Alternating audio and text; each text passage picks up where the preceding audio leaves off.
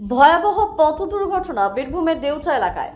জানা যাচ্ছে সিউড়ি থেকে রামপুরহাট যাচ্ছিল একটি বেসরকারি যাত্রীবাহী বাস। দেউচা পার হয়ে পেট্রোল পাম্পের কাছে পৌঁছাতেই হঠাৎ উল্টো দিক থেকে আসা একটি ট্রলারের সাথে বাসটির মুখোমুখি সংঘর্ষ হয়। মুহূর্তের মধ্যেই রাস্তার উপর উল্টে যায় বাসটি এবং যাত্রীদের মধ্যে চরম আতঙ্কের সৃষ্টি হয়। এই ঘটনায় ট্রলারের চালক সহ প্রায় 30 জন বাসের যাত্রী গুরুতর জখম হয়েছেন।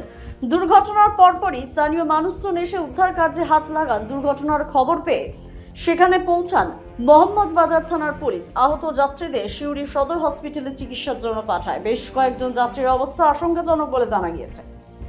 আমাদের কাছে যে খবর, দেউচাতে একটা বাস অ্যাক্সিডেন্ট হয়েছে।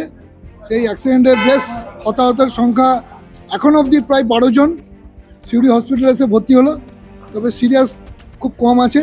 তাদের প্রাথমিক চিকিৎসার জন্য আমাদের এখানে সকল কর্মী এবং আমাদের সাধারণ মানুষ সহযোগিতা করছেন, ডাক্তারবাবুরাও সহযোগিতা করছেন। আমাদের আশা খুব তাড়াতাড়ি পেশেন্টরা সুস্থ হয়ে উঠবে। তো একটা বাস অ্যাক্সিডেন্ট হয়েছে, বড় একটা বাস অ্যাক্সিডেন্ট হয়েছে, সেই খবর আমাদের কাছে আসে। আমরা তো রেডি হয়ে যাই, দেখছেন আমাদের সব লোকজন, কিন্তু আমরা তৈরি ছিলাম সমস্ত রকম লেভেলে, ডাক্তার থেকে শুরু করে নার্সিং স্টাফ থেকে শুরু করে আমার যে গ্রুপ ডি থেকে আরম্ভ করে আমাদের সিকিউরিটি স্টাফ যারা আছে, এজেন্সি স্টাফ যারা আছে, প্রত্যেকে এত তৈরি ছিলাম। নিশ্চয়ই আমরা দেখেওছেন সেটা। তা এই মুহূর্ত পর্যন্ত আমাদের 12 জন এসেছেন, অ্যাডমিট হয়েছেন। তার মধ্যে হয়তো 2 জনকে ফার্স্ট এড করে ছেড়ে দেওয়া হবে, এরকম একটা চলছে। যেহেতু ভিড় আছে, এখন ফুল তথ্যটা সম্পূর্ণভাবে আমরা পাইনি। তবে মেজর খুব ট্রমা আছে বলে এই মুহূর্তে 12 জনের মধ্যে মনে হচ্ছে না। এক্সরে হচ্ছে, এখনও সেগুলো সম্পূর্ণ হয়ে ওঠেনি।